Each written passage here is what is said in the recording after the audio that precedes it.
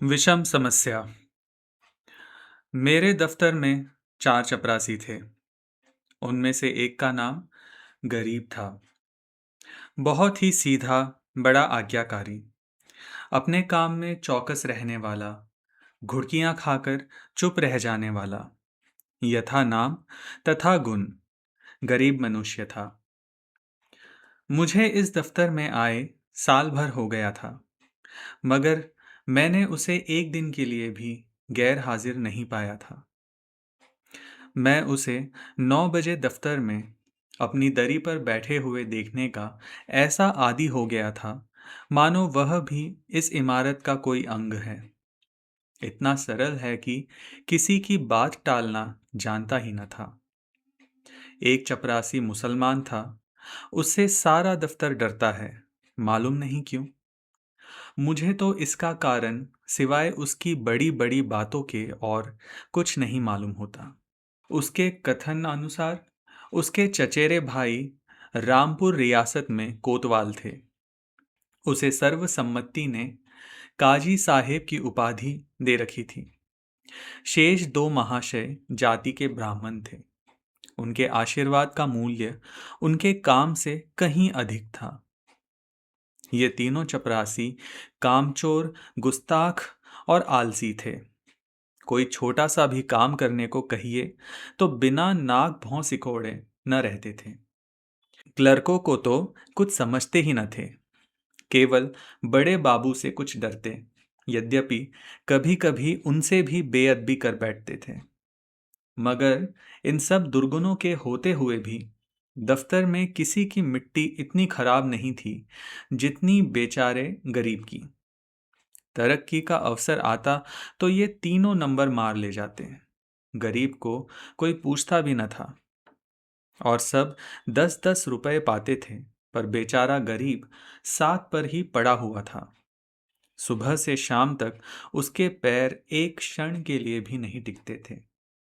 यहाँ तक कि तीनों चपरासी भी उस पर क्रोध जताते और ऊपर की आमदनी में उसे कोई भाग न देते थे। तिस पर भी दफ्तर के सब कर्मचारी से लेकर बड़े बाबू तक उससे चिढ़ते थे।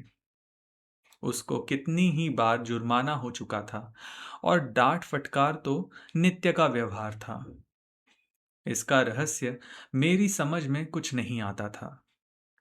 मुझे उस पर दया आती थी और अपने बर्ताव से मैं यह दिखाना चाहता था कि उसका आदर मेरी दृष्टि में अन्य तीनों चपरासियों से कम नहीं है। यहाँ तक कि कई बार मैं उसके पीछे कर्मचारियों से लड़ भी चुका था। एक दिन बड़े बाबू ने गरीब से अपनी मेज साफ करने को कहा। वह तुरंत मेज साफ करने लगा।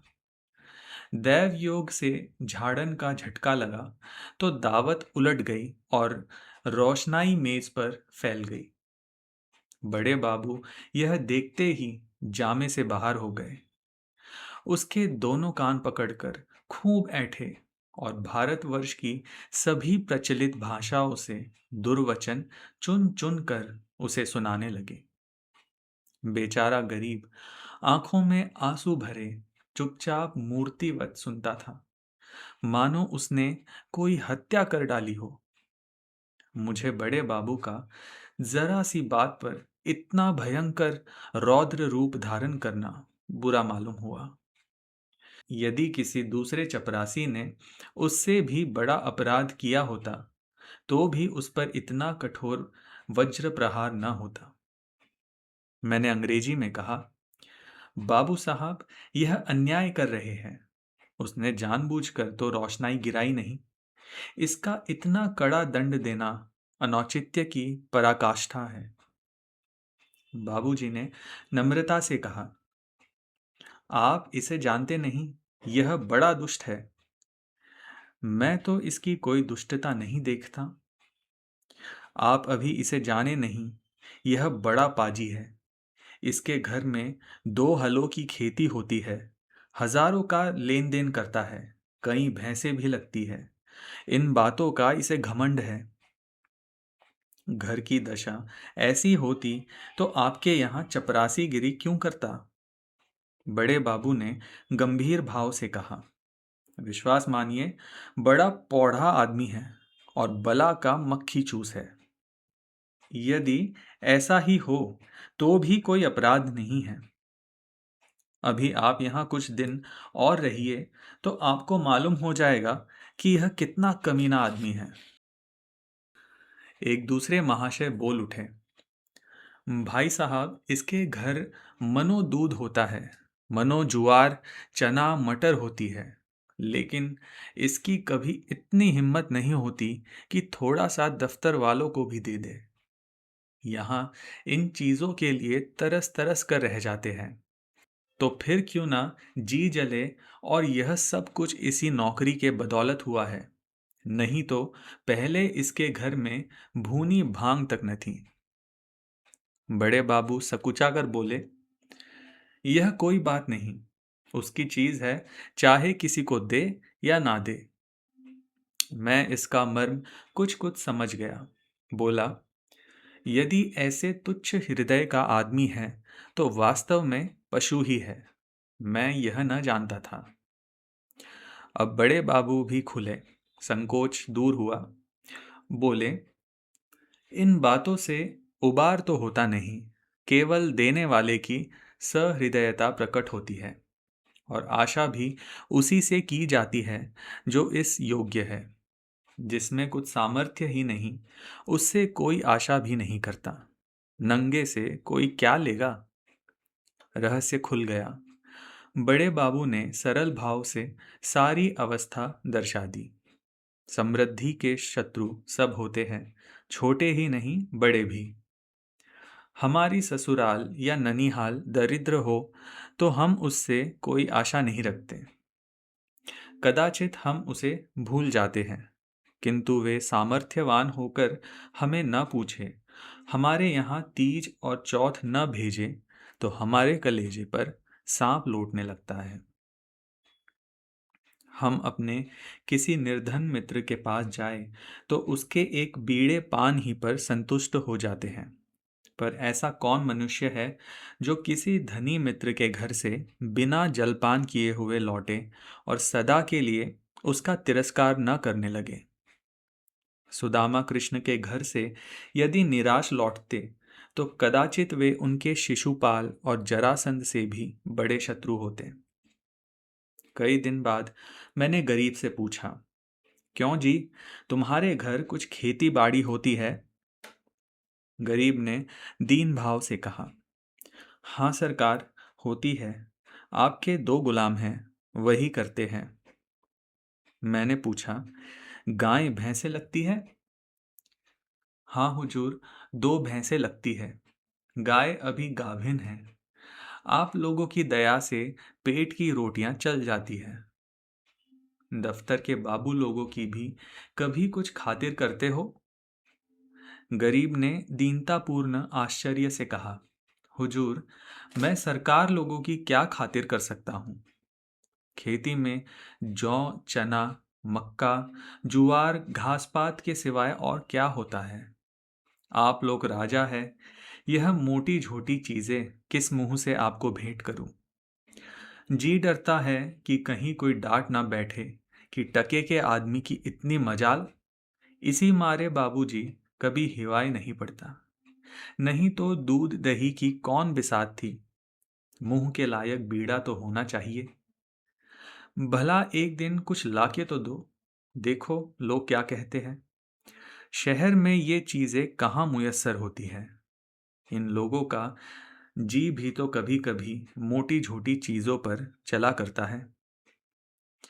जो सरकार कोई कुछ कहे तो कहीं साहब से शिकायत कर दे तो मैं कहीं का ना रहूं। इसका मेरा जिम्मा है, तुम्हें कोई कुछ ना कहेगा। कोई कुछ कहेगा भी तो मैं समझा दूंगा। हुजूर, आजकल तो मटर की फसिल है और कोल्हू भी खड़े हो गए हैं। इसके सिवाय तो और कुछ भी नहीं है। बस, तो यही चीजें लाओ।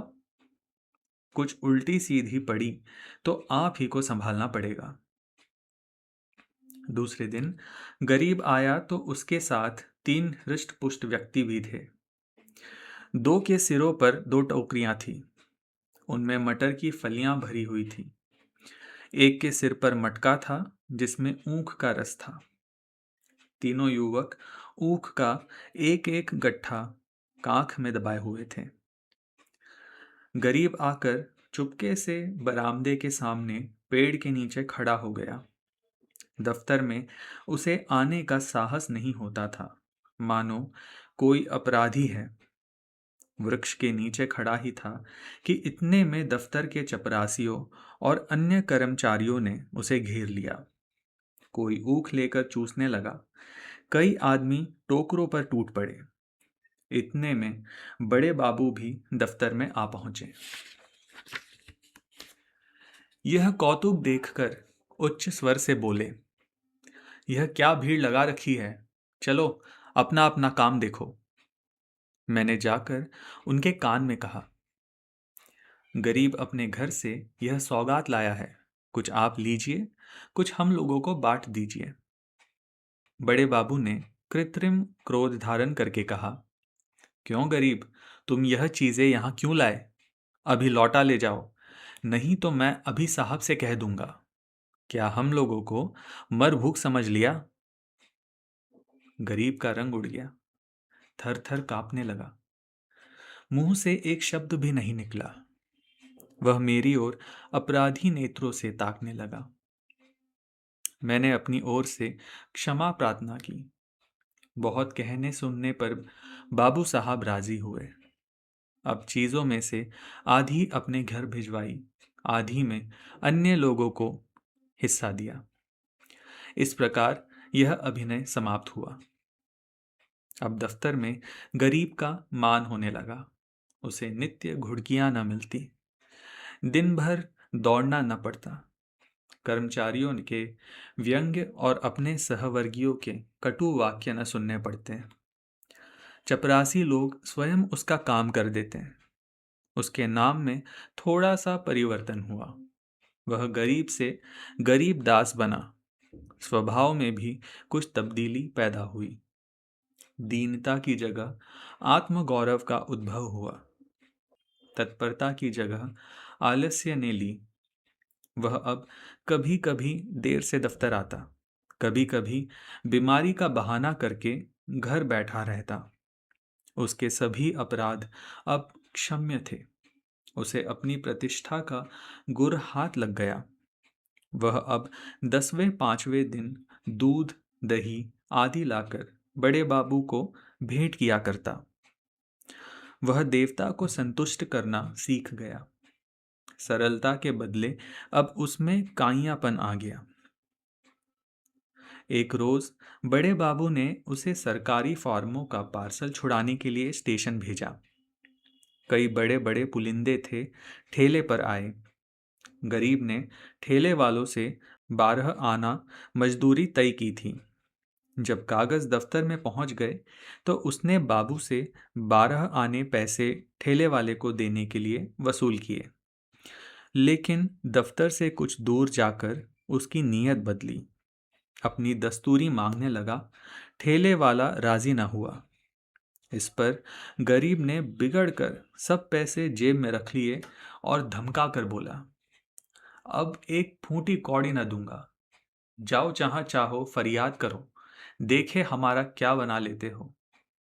ठेले वाले ने जब देखा कि भेंट न देने से जमा ही गायब हुई जाती है, तो रोध होकर 4 आने पैसे देने को राजी हुआ।